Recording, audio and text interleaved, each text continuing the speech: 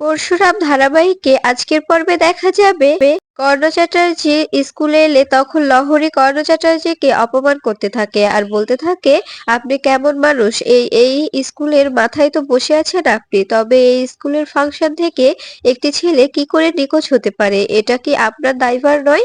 আর আমি যদি বলি যে এই নিখোঁজটার পেছনেও আপনারই হাত আছে, আপনি ইচ্ছে করে লাট্টুকে সরিয়ে দিয়েছেন, তবে তবে ব্যাপারটা কেমন দেখাবে বলুন তো? তখন দেখা যায় কর্ণ চ্যাটার্জি বলতে থাকে, একদম একদম বাড়াবাড়ি করবে না, তোমাকে তোমাকে এখানে প্রিন্সিপাল বানানো হয়েছে, প্রিন্সিপালের দায়িত্বটাই পালন করো। আর আর এই স্কুলের মাথায় যে বসে আছে তার দিকে আঙুল তোলার চেষ্টাও করো না। তখন লহরী বলতে থাকে, কেন কেন বলবো না, ভয় লাগছে? তখন দেখা যায় কর্ণ চ্যাটার্জি লহরীর দিকে হাত বাড়ায় আর থাপ্পড় মারতে যায়। তখন তখন দেখা যায় লহরী বলতে থাকে, কি হলো, মারছেন না কেন, মারুন। থেমে গেলেন কেন? আপনি আপনি জানেন প্রিন্সিপালের গায়ে হাত তোলার জন্য আপনার প্রতি কি হতে পারে? আমি আমি প্রেস ডাকবো, মিডিয়া ডাকবো, ধর্ণা বসাবো, আমি সবার সামনে বলবো যে লাট্টু মিসিং এর ব্যাপারে আপনার হাত আছে, আপনি লাট্টুকে সরিয়ে নিয়েছেন। আপনি তো আমার বিয়ে হয়েছে পর থেকে দেখতে পাচ্ছি, নিজের নিজের বিজনেস, নিজের নিজের আত্মসম্মান ছাড়া আর কিছুই বোঝেন না, সবসময় নিজের ক্ষমতার লড়াইয়ে লড়ে যাচ্ছেন। আপনার লড়াই ছাড়া তো আর কোনো কিছুতেই আপনার মাথা ঘামান না, তাই না? তখন দেখা যায় কর্ণ চ্যাটার্জি বলতে থাকে, তুমি কিন্তু এখন বাড়াবাড়ি করছো। তখন লহরী বলতে থাকে, বাড়াবাড়ির কি দেখেছেন, বাড়াবাড়ি তো এখন শুরু করব। আপনি যেরকম শুরু করছেন এটার জন্য তো আমাকে বাড়াবাড়ি করতেই হবে। তখন দেখা যায় কর্ণ চ্যাটার্জি বলতে থাকে, এসব করলে কিন্তু লাট্টু আর ফিরবে না, লাট্টুর যেটুকু ফেরার সম্ভাবনা ছিল সেটুকু লাট্টু হারিয়ে যাবে। তখন তখন দেখা যায় ভয় পেয়ে যায় লহরী। এরপরে কর্ণ চ্যাটার্জি সেখান থেকে বেরিয়ে যায়। এদিকে এদিকে বিজিতকে ইন্টারোগেট রুমে নিয়ে মারতে শুরু করে শিবপ্রসাদ বিজিতকে মারতে থাকে আর বলতে থাকে, আমার ছেলে কোথায় বল, লাট্টুর সঙ্গে তোর কি সম্পর্ক, তোর র্যাকেটের সঙ্গে লাট্টুর কি সম্পর্ক, তুই লাট্টুকে বারবার কেন তুলতে চাচ্ছিস, লাট্টুকে কোথায় রেখেছিস, আমার ছেলেটাকে মেরে ফেলেছিস না বাঁচিয়ে রেখেছিস, সবটা সবটা ক্লিয়ারলি বল, তা না হলে কিন্তু এখানেই শেষ করে দেব। তখন বিজিত বলতে থাকে, আমাকে আমাকে শেষ করে কোনো লাভ হবে না, আমাকে যত মারবে তোমার ততই ক্ষতি হবে, আমার দিকে যত আঙুল তুলবে ততটাই তোমার ক্ষতি হবে, আমি তোমাকে বলে দিলাম। তখন তখন পরশুরাম বলতে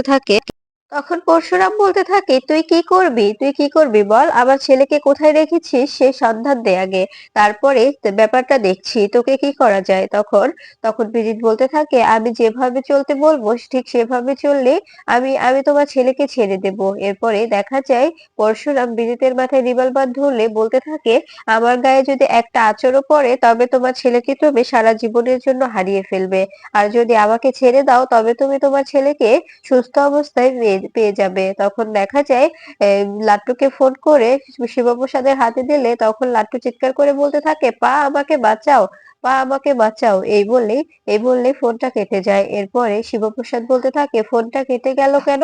তখন বিজিত বলতে থাকে, ফোনটা তো কাটারের জন্য ফোন করা হয়েছিল তাই না, আর বারবার ট্রাই করেও কোনো লাভ নেই, এতক্ষণে মনে হয় সিমটা ওরা খুলে ফেলে দিয়েছে।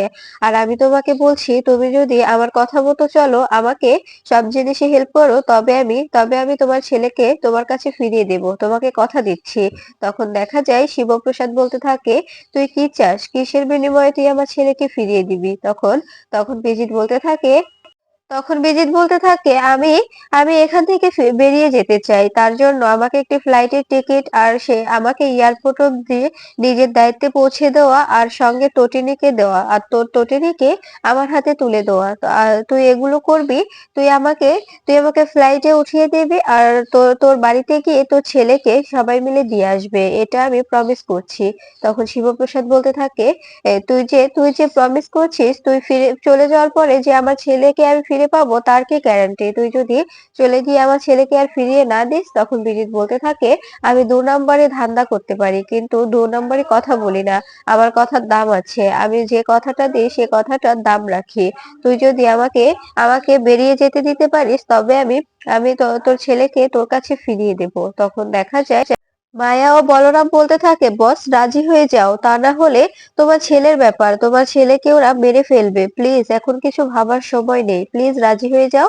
তখন শিবপ্রসাদ বলতে থাকে, আমি তটিনীকে কি করে দেব, কি করে তটিনীকে ওর হাতে তুলে দেব, আর ওকে আমি কি করে বা নিয়ে আসবো। তখন দেখা যায় বলরাম বলতে থাকে, তুই রাজি হয়ে যা, কোনো একটা সলিউশন এমনি বের হবে, আর তোর ছেলের ব্যাপার তুই কেন বুঝতে পারছিস না, এখানে এখানে তো রিস্ক নেওয়ার কোনো দরকারই নেই। তখন তখন তখন সৌরভ বলতে থাকে, তুই এতটা ভাবছিস কেন, রাজি হয়ে যা শিবপ্রসাদ, রাজি হয়ে যা, তোর ছেলের কথা ভেবে অন্তত রাজি হয়ে যা, দেখবি কোনো একটা সলিউশন এমনি বের হয়ে যাবে, তোর কিছু হবে না, তোর ফ্যামিলিটা অবশ্যই বেঁচে যাবে, তোর ফ্যামিলিটা কেউ ক্ষতি করতে পারবে না। তখন দেখা যায় শিবপ্রসাদ বলতে থাকে, ঠিক আছে, আমি তোকে আমি তোকে ফ্লাইটের টিকিটের ব্যবস্থা করে দেব, তোকে নিজ দায়িত্বে ফ্লাইটে উঠিয়ে দেব, আর আর আমি তটিনীকেও তোর কাছে দিয়ে আসবো, কিন্তু কিন্তু তোর কথা দিতে হবে, আমার ছেলেকে তুই ফিরিয়ে দিবি, আমার ছেলের তুই কিচ্ছু করবি না। তখন বিজিত বলতে থাকে, ঠিক আছে বস, আমি তোমার ছেলের কিচ্ছু করব না, তুমি আমাকে আমার কথা অনুযায়ী শুধু এখান থেকে বেরিয়ে যেতে সাহায্য করো, তবেই হয়ে যাবে।